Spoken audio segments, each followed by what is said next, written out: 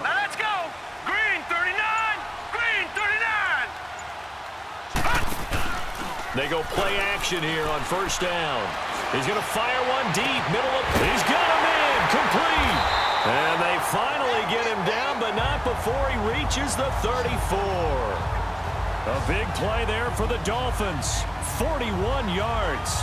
Well, partner, I'm not sure how this drive's going to end, but how about the way they flip field position there? A nice attacking play that picked up a heck of a chunk of yardage. So the big play changes the complexion of things. Here's 1st and 10 just outside the 30. Fournette, a first down carry.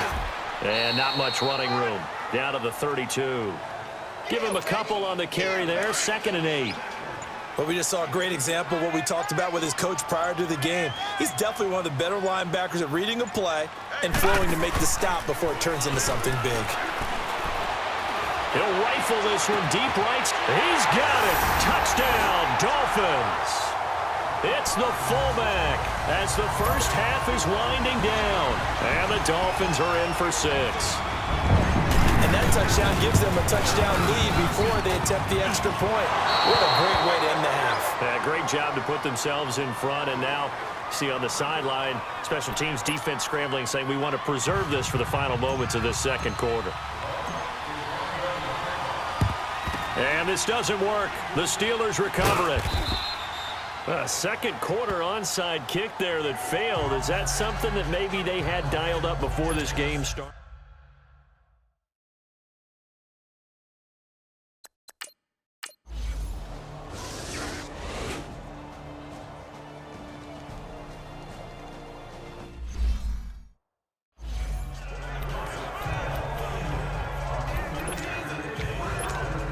Out comes the Dolphins now. They'll go on offense first here in this third quarter. They have the lead. Now they'll be looking to extend that lead. And this is where I enjoy talking about one of my favorite subjects, tendency breakers, or counters as I also like to call them. You've done things in a certain way in the first half, and they've had the ability to see what you've done. They're going to make their adjustments. So guess what? You adjust yourself and try and stay ahead of the pace because you are looking for some separation in this ballgame. The adjustment to the adjustment. Without a doubt. Show them one thing, hit them with something else. He'll get 3 there on the sneak, but it still leaves him with a 3rd down. Brandon, all things considered, they have to feel pretty good about getting that type of a gain considering the blitz that they just had against them. Gone! Now this time he'll look to throw. And the trick play doesn't work. Good reaction there defensively, and it'll be 4th down. A pretty good coverage there, and both of these defenses, they've had good coverage throughout this one. No doubt about it, and in today's NFL, where we're used to a bit more scoring, this feels almost like a well-pitched game in baseball on both sides where the tension continues to build.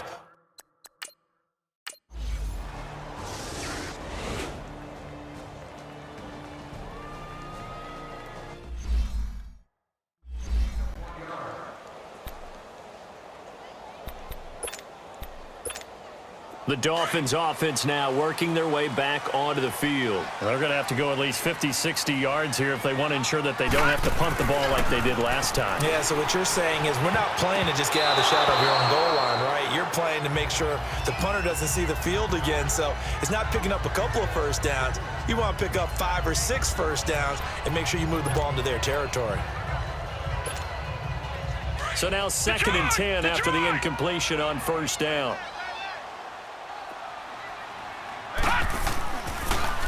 Here's a give to Fournette.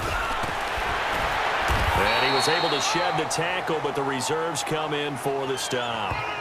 It'll be a pickup of 5, and that leaves him with 5 more. 3rd and 5 now.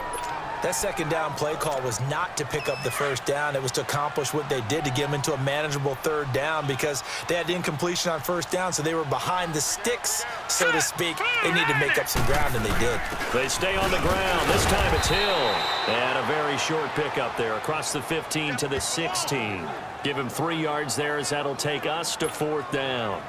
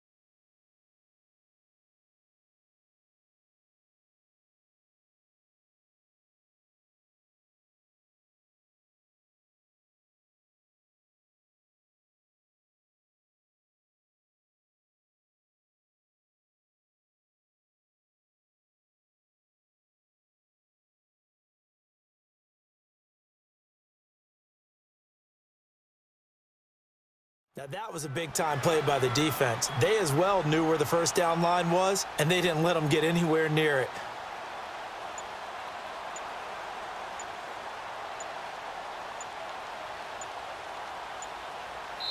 And now before this 4th and 2 play comes to fruition, they're going to think about it and call a timeout. It's just their first, so 2 remaining as they burn one here in this 3rd quarter.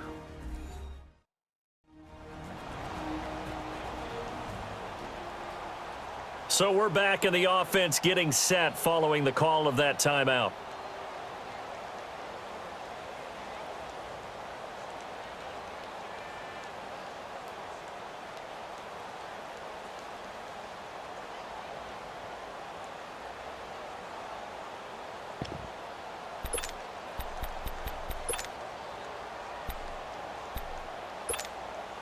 And how about the call here? They need 2 yards in their own territory on 4th down, and they're going to go for it. Gun! They'll try and throw for it here. Being chased out left. He can run for it, and he will. And he's able to get the first here as he's taken down at the 25. A curious decision to go for it, but it pays off with a first down. Not sure I agreed with the decision to go for it, but I definitely agree with his decision to run it. He picked up that big first down. I think he let his head coach off the hook. That's what I was just going to say. If there's anybody more happy than the quarterback picking it up, it's the coach that saw him pick it up. It's a gain of 5, and it'll be 2nd down. Now, that's often a surprise for the defensive guys when they see the big fella slide out of the backfield and catch the ball. Not something they usually go over in practice very often. Ball on the 30. They'll come up with a 2nd and 5. Back to throw here. Throwing over the middle, and it's incomplete. Good coverage that time by the linebacker, Deion Jones. Well, sometimes you just have to take things into your own hands, don't you? I mean, the offense is really struggling in this game. They're the ones keeping things going. They have to continue to play at that level. Out of the gun now on 3rd down. Oh, incomplete. Nearly the pick they needed. They would have loved one there, but at least it does get them to 4th down. Not only was the call spot on, how about the execution of that defense right there? The zone was absolutely locked up tight. He was trying to force it in there on 3rd down. But if there's a time to force it, he felt like he needed to make a play, right? Yeah, exactly right. 3rd down, you got to try and find something. There's nothing available there for him.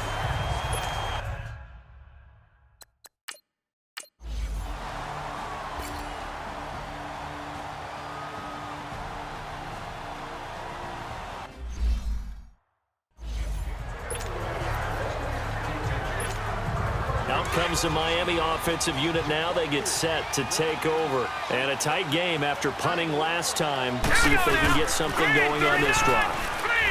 As they head to the field now, with the game this close, you've got to feel there's a sense of urgency for them going on offense right now. But they have to do it without letting panic creep in and affect their play. I got the sense that the defense created a little momentum for them there, didn't they? Did their job, forced the punt. Now, nice start to the drive. Offense has to do their part. Yeah, they certainly do, but what a great start for them. They got to go thank the guys on D. He'll look to throw. Finding his safety valve here. That's complete. So a nice job to break the 1 tackle, but not much daylight after that as he's brought down. Call it a 1-yard gain on the play, and that'll make it 3rd down. And we see another pitch and catch there to the running back. This position just continues to evolve. They become just as critical to the passing attack as a lot of receivers, tight ends, because their ability to make people miss in the open field can really generate big plays for an offense. Maybe not exactly what they had in mind, but that scramble good for 6 and a 1st down. All right, partner, I'm a defender, but I've got to express my admiration there. Moving around, making it happen, and instead of worrying about protecting himself, he goes and gets the first down. I've got to give it to him on that one. Normally, you don't want your guy taking shots, your quarterback, but it's winning time here in the 4th quarter. If he needs to make those plays with the legs, go ahead, right? Yeah, no doubt about it. At this stage of the game, all protections, they're off. We got 3, fellas. We got 3. And they'll run it here. And room to run as he's up past the 35-yard line. Pretty good running there, 9 yards. Sets up a 3rd.